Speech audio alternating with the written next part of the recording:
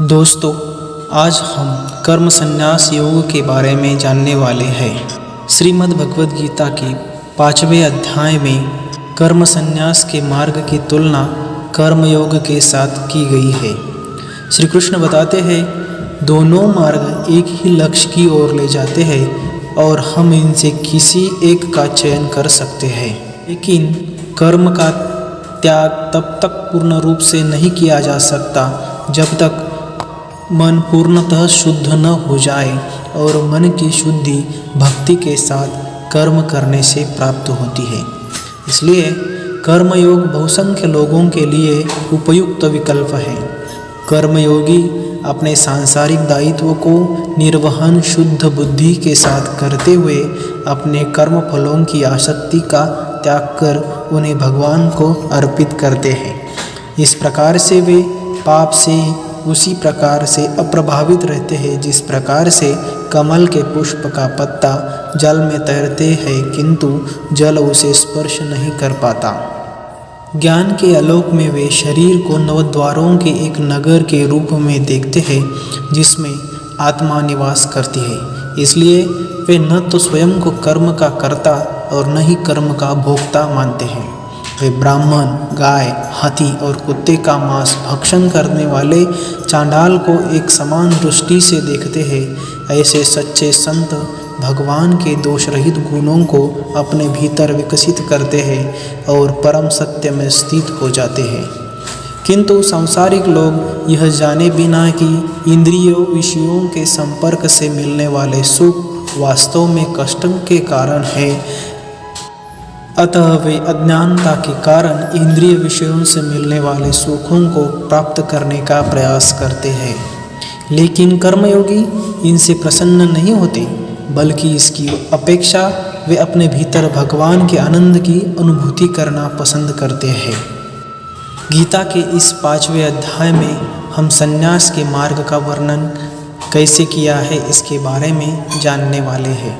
कर्म संन्यासी अपने मन, इंद्रियों और बुद्धियों को नियंत्रित करने के लिए तपस्या करते हैं।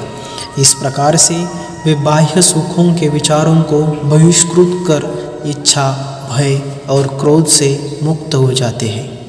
तब फिर वे भगवान की भक्ति के साथ अपनी तपस्या को संपूर्ण करते हैं और चिरस्थायी शांति को प्राप्त करते हैं।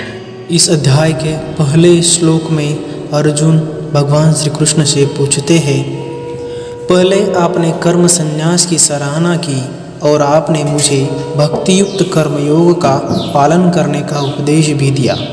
कृपापूर्वक अब मुझे निश्चित रूप से अवगत कराए कि इन दोनों में से कौन सा मार्ग अधिक लाभदायक है। इस पर परम भगवान कहते हैं, कर्म संन्यास और कर्मयोग दोनों मार्ग पर लक्ष्य की ओर ले जाते हैं, लेकिन कर्मयोग कर्म संन्यास से श्रेष्ठ है। वे कर्मयोगी जो न तो कोई सामना करते हैं और न ही किसी से घृणा करते हैं, उन्हें नित्य सन्यासी माना जाता है। वे महाबाहु अर्जुन सभी प्रकार के द्वंद्वों से मुक्त होने के कारण माया के बंधनों से सरलता से मुक्ति पा लेते हैं। केवल अज्ञानी ही सांख्य या कर्म संन्यास को कर्मयोग से भिन्न कहते हैं। जो वास्तव में ज्ञानी है वे यह कहते हैं कि इन दोनों में से किसी भी प्रकार का अनुसरण करने से दोनों का फल प्राप्त कर सकते हैं। परमेश्वर श्री कृष्ण कहते हैं कि कर्म संन्यास के माध्यम से जो प्राप्त होता है उसे भक्तियुक्त कर्मयोग से भी प्राप्त किया जा सकता है। इस प्रकार जो कर्म संन्यास और कर्मयोग को एक समान देखते हैं, वही वास्तव में सभी वस्तुओं को यथावत रूप में देखते हैं। भक्तियुक्त होकर कर्म किए बिना पूर्णतः कर्मों का परित्याग करना कठिन है। हे महाबलशाली अर्जुन, किंतु जो संत कर्म योग में संलग्न नहीं रहते वे शीघ्र परम परमेश्वर को नहीं पाते। जो कर्मयोग में संलग्न रहते हैं वो शीघ्र ही परम परमेश्वर को प्राप्त कर लेते हैं। जो कर्मयोगी विशुद्ध बुद्धि युक्त है, अपने मन तथा इंद्रियों को वश में रखते हैं और सभी जीवों की आत्मा में आत्मरूप परमात्मा को देखते हैं, वे सभी प्रकार के कर्म करते हैं, कभी कर्म बंधन में नहीं पड़ते।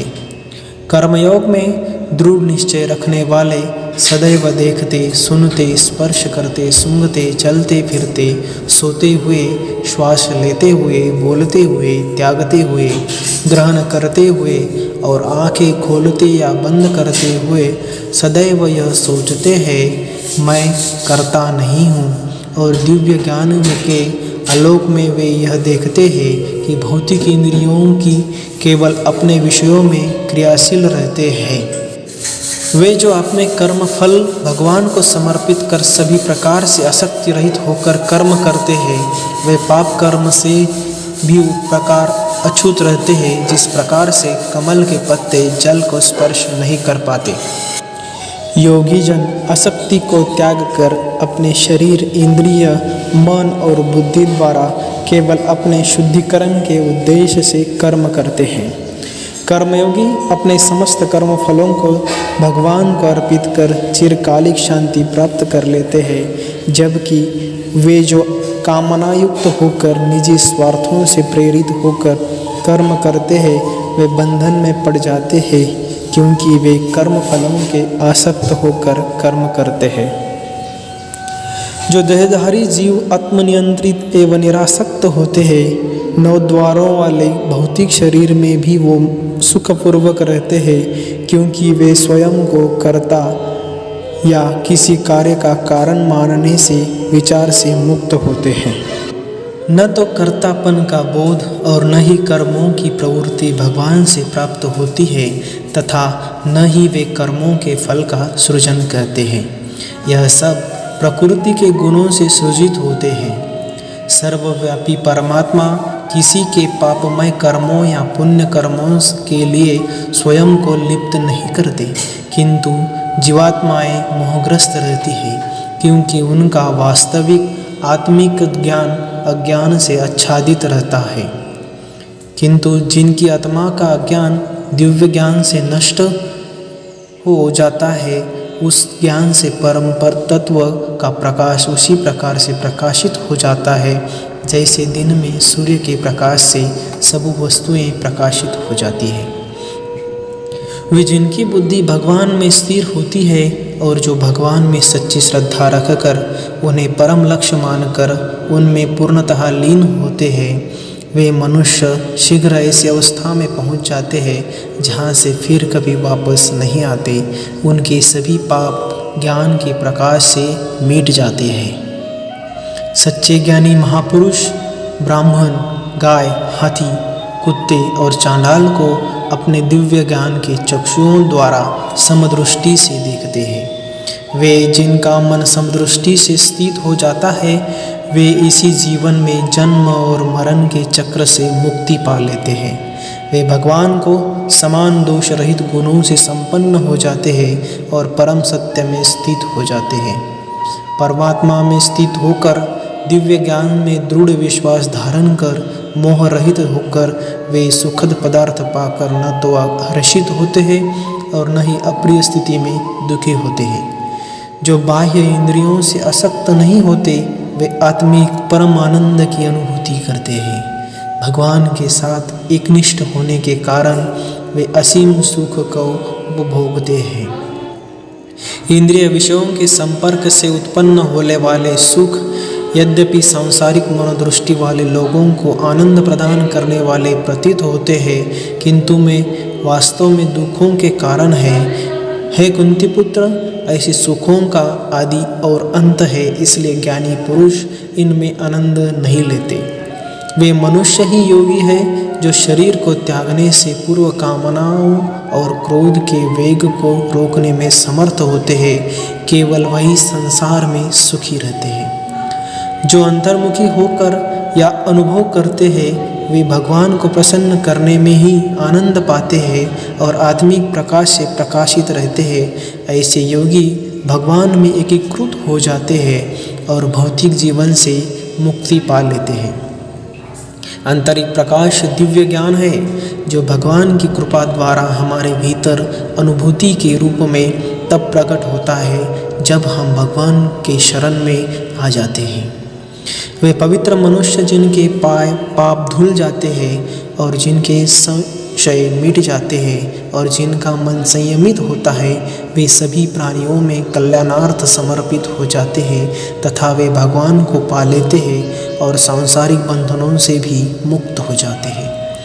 ऐसे सन्यासी भी जो सतत प्रयास से क्रोध और काम वासनाओं पर विजय पा लेते हैं एवं जो अपने मन को वश में कर आत्मलीन हो जाते हैं, वे इस जन्म में और परलोक में भी माया शक्ति के बंधनों से मुक्त हो जाते हैं।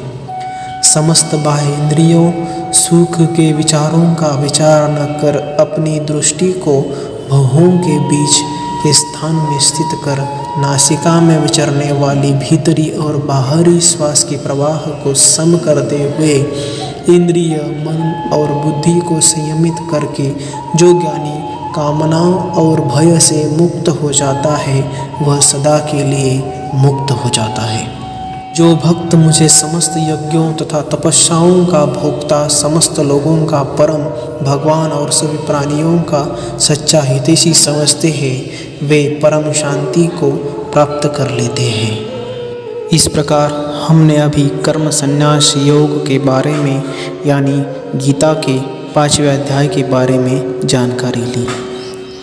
आप सभी को विनंती है इस मेरे चैनल को सब्सक्राइब कीजिए और बेल आइकन को प्रेस कीजिए ताकि आपको नए नए वीडियो की जानकारी जल्द ही मिलती रहे। धन्यवाद। जय श्री कृष्ण।